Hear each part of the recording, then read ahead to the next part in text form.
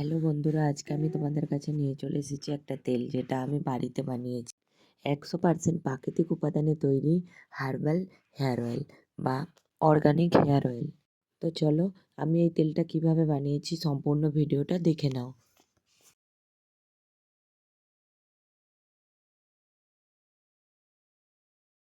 এখানে আমি অনেকগুলোই উপকরণ নিয়েছি।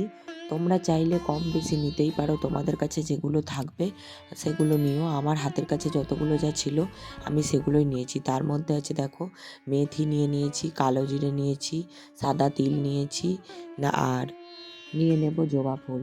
আরও অনেক উপাদান নিয়েছি। জবা ফুলের প্রত্যেকটা দেখো, যে নিচের দিকের বোটাগুলো কিন্তু আমি ভেঙে দিয়েছি। আর নিয়ে নিলাম কারি পাত্তা তোমরা যতটা পরিমাণে পারবে নিও। আমি দেখো এখানে অনেকটা করেই নিয়েছি। তোমরা কম তেল বানাতে চাইলে অল্প অল্প নিতে পারো।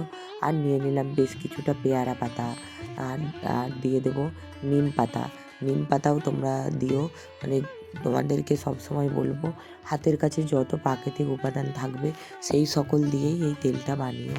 আমি তবুও বাইরে যেহেতু থাকি, এখানে ততটা ভালোভাবে সব কিছু উপকরণ পাইনি। যেমন কেশরত্ব পাতা, যেটা চুলের জন্য খুবই উপকার, কিন্তু সেই কেশরত্ব পাতাটাই আমি এখানে পেলাম না। তো দেখো, দিয়ে দিলাম জবা পাতা। তো কতগুলো উপকরণ দিলাম গুনছো তো বন্ধুরা, অনেকগুলো কিন্তু হয়েই গেল। তারপর দিয়ে দিচ্ছি অ্যালোভেরার এরকম ডাঁটিগুলোকে আমি কেটে নেব ছোট করে।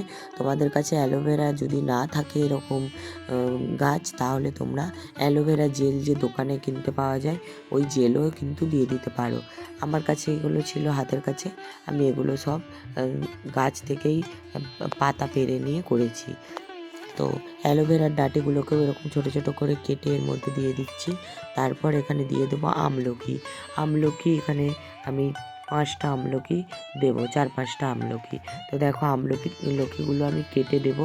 কেটে ছোট করে টুকরো করে দেবো, গোটা দেবো না। কেটে টুকরো করে দিলে বেশি ভালো হবে। আর গোটা পেঁয়াজকেও এরকম টুকরো করে আমি দিয়ে দিচ্ছি। পেঁয়াজও বেশ পরিমাণে দিতে হবে। পেঁয়াজও চুলের জন্য খুবই উপকার, চুলের গোড়াকে খুব মজবুত করে, চুল ওঠা বন্ধ রাখে। তো আমলকিও দিয়ে দিলাম, পেঁয়াজটাও দিয়ে দিলাম। এবারে দিয়ে দেবো আদাকে আমি এখানে থেঁতো করে নিয়েছি। আদা আর রসুনকে থেঁতো করে নিয়ে এখানে দিয়ে দিলাম। আর দিয়ে দিলাম এখানে কিছু তুলসীর পাতাগুলো একবারে ডাঁটির সাথে দিয়ে দিচ্ছি দুল্পো। তো কতগুলো উপকরণ দিলাম, গোনাই তো হলো না। তো চলো, তোমাদেরকে একসাথে আমি বলে দেবো কতগুলো উপকরণ আমি নিয়েছি। দিয়ে দিলাম কিছু গোলাপের পাপড়িগুলো আমি এখন না, গোলাপটা টাটকা পাওয়া যাচ্ছে না, তাই গোলাপটা আমার অনেক দিন আগেই গোলাপ কিছু আনা ছিল। তো সেই গোলাপগুলো শুকিয়ে গেছিলো, সেই গোলাপের টুকরোগুলোই দিয়ে দিলাম। তো দেখো, সমস্ত উপকরণ আমি নিয়ে নিয়েছি।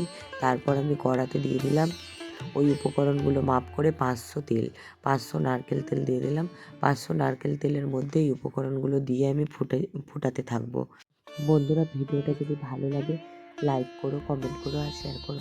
আর যারা আমার চ্যানেলে নতুন আছো, তারা অবশ্যই চ্যানেলটা সাবস্ক্রাইব করে পাশে থাকা বেল বাটনটি বাজিয়ে দিও, যাতে আমার ভিডিও তোমরা সবার আগে দেখতে পাও। তো দেখো, তেলটাও এখানে সম্পূর্ণভাবে দিয়ে দিলাম পুরোপুরি।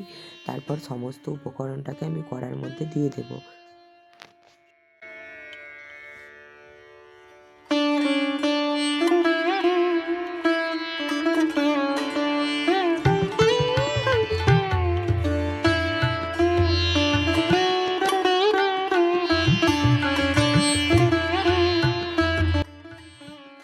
সমস্ত উপকরণ করার মধ্যে দিয়ে এবার আমি গ্যাসের চুলায় বসিয়ে দেবো। খুব গ্যাসটা জোর বাড়িয়ে রাখবে না, মিডিয়াম করে রেখে দিও। আস্তে আস্তে অটোমেটিক এই পাতাগুলো এর তেলের সঙ্গে মিশে গিয়ে পুরো মানে একদম কালো টাইপের হয়ে যাবে। তখন এই তেলটাকে নামিয়ে ছেঁকে নেবে।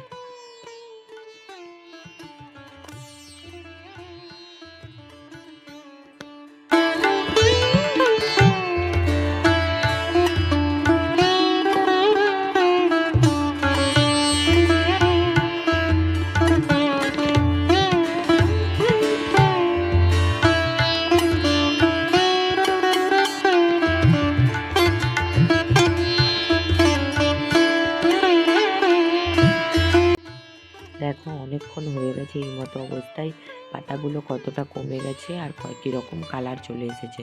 দেখতে পাচ্ছ কালারটা কেমন চলে এসেছে, আর তেলের কালারটা দেখো কেমন হালি টাইপের হয়ে গেছে, সবুজ টাইপের, সেটাও তোমাদেরকে দেখিয়ে দিচ্ছি। দেখো কেমন টাইপের হয়ে গেছে। যখন আমি তেলটা ছেঁকেছি তখন আর এই কালারটা নেই, তখন একটা কালো টাইপের কালার তৈরি হয়ে গেছে। মানে তেলটা ছাকার সময় এর যে কালো পাতাগুলো পুড়ে যে কালো হয়ে গেছে, তারপর তেলটাও কালো হয়ে গেছে ওই কারণে। তো না হলে কিন্তু যখন কড়াই ছিল তেলের কালারটা এইরকম হয়ে গেছে। তো দেখো এইটা ঠান্ডা হয়ে গেলে আমি তেলটাকে একটা বাটির মধ্যে ছেঁকে নেব, তারপর ডাব্বায় ভরে নেব। তো চলো বন্ধুরা, আমার দেখো তেলটা রেডি হয়ে গেছে। তো তেলটাকে আমি এখন একটা বাটির মধ্যে ছেঁকে নিচ্ছি। দেখতে পাচ্ছ কেমন কালো টাইপের কালার হয়েছে, এটা একদম খুব সুন্দর হয়েছে, তেলের গন্ধও ভালো, খারাপ নয়।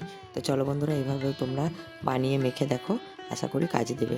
টাটা বন্ধুরা, আজকে আসি, আবার আসবো নতুন ভিডিও নিয়ে।